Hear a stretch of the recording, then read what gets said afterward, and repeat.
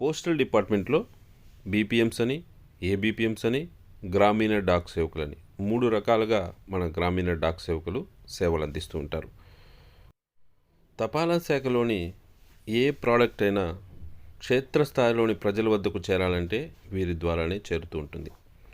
ఇందులో బీపీఎంస్ విషయానికి వస్తే అకౌంట్స్ ఓపెనింగ్స్ అనే టార్గెట్స్తో వీరు సతమవుతూ ఉండగా, ఏబీపీఎంస్ అనేటువంటి వారు ఉత్తరాలను డెలివరీ చేయడానికి నానా అవస్థలు పడుతూ ఉంటారు ఫ్రెండ్స్. మన డిపార్ట్మెంట్ వారేమో 100% డెలివరీ అయిపోవాలి అని చెప్తూ ఉంటారు. కానీ అక్కడ కస్టమర్స్ దగ్గరికి వెళ్తే వారు లేరని, ఆఫీస్లో ఉన్నామని, రేపు రాండి అని, ఇలా రకరకాల సమాధానాలు ఎదురవుతూ ఉంటాయి ఫ్రెండ్స్. సో దానితో డెలివరీ చేసేటువంటి గ్రామీణ డాక్ సేవకులు, అలాగే పట్టణాల్లో డెలివరీ చేసేటువంటి పోస్ట్ మ్యాన్లు నానా అవస్థలు పడుతూ ఉన్నారు ఫ్రెండ్స్.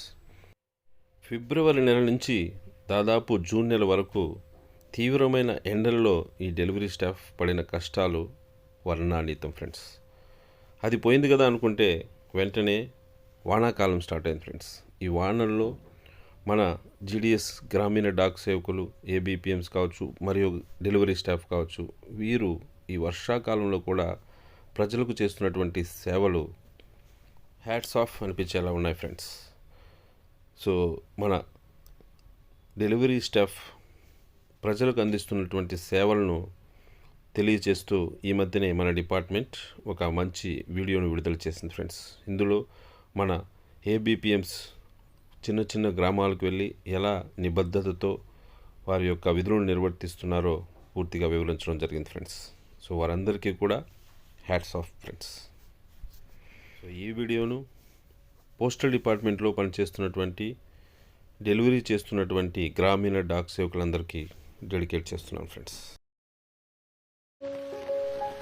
ఇది తమిళనాడులోని చిరపుంజి అనేటువంటి ఒక విలేజ్ ఫ్రెండ్స్. సో మీకు చిరపుంజి అంటేనే గుర్తుకొచ్చుంటుంది ఫ్రెండ్స్. ఎప్పుడు ఎక్కువగా వర్షాలు కురిసేటువంటి ప్రదేశం ఈ చిరపుంజి ఫ్రెండ్స్. ఇది తమిళనాడులో ఉంటుంది ఫ్రెండ్స్. సో ఇక్కడ ఏబీపీఎం తమ విధులను ఎలా నిర్వర్తిస్తుందో కళ్ళకు కట్టినట్టుగా చూపించారు ఫ్రెండ్స్.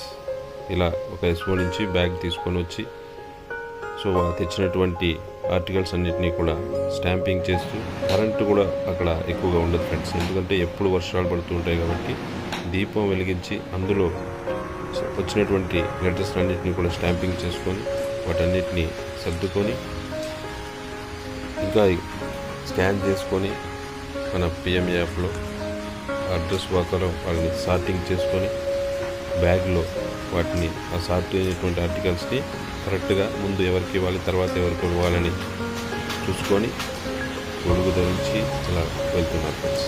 ఇక్కడ రోడ్స్ చూడండి ఫ్రెండ్స్, రోడ్స్ కూడా సరిగా లేవు, రాళ్ళమయమైపోయింది, మనుషులు కూడా అక్కడక్కడే కనిపిస్తున్నారు. ఈ వర్షంలో కూడా ఇంటింటికి వెళ్ళి ఉత్తరాలను డెలివరీ చేస్తున్నారు. కొన్ని చోట్లయితే నీటిమయమైపోయింది ఫ్రెండ్స్. ఆ నీళ్ళల్లో కూడా అలాగే నడుచుకుంటూ వెళ్ళాల్సి ఉంటుంది. లోపల ఏముంటాయో ఏమో కూడా తెలియదు.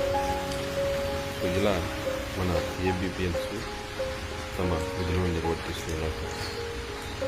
ఇవి నిస్వార్థమైనటువంటి సేవను అందిస్తున్నారు ఫ్రెండ్స్ ప్రజలందరికీ. సో ఇలాంటి ప్రదేశాల్లో ఎక్కువగా మన పోస్టల్ డిపార్ట్మెంట్ పైనే ఆధారపడి ఉంటారు ఫ్రెండ్స్. ఇంకొన్ని ఫ్రెండ్స్ ఏఈపీఎస్ కూడా ఉన్నారు ఫ్రెండ్స్.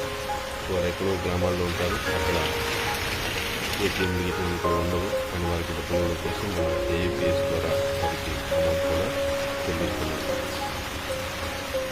సో ఈ విధంగా ప్రతిరోజు వీళ్ళు ఇదే విధమైనటువంటి వాతావరణంలో డెలివరీ చేయాల్సి ఉంటుంది ఫ్రెండ్స్.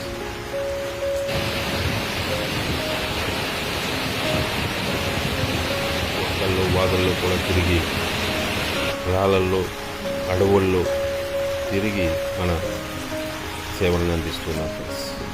సో వీరు మాత్రమే కాదు ఫ్రెండ్స్, మన దేశంలో చాలామంది ఏబీపీఎంలందరూ కూడా ఇలాంటి సేవలను అందిస్తున్నారు ఫ్రెండ్స్. వారందరికీ కూడా హ్యాట్స్ ఆఫ్ ఫ్రెండ్స్. ఇలా మన పోస్టల్ డిపార్ట్మెంట్లోని ఉద్యోగస్తులు చేసినటువంటి సేవలను గుర్తించినటువంటి ప్రభుత్వం ఇప్పుడు ఒక కొటేషన్ విడుదల చేస్తుంది.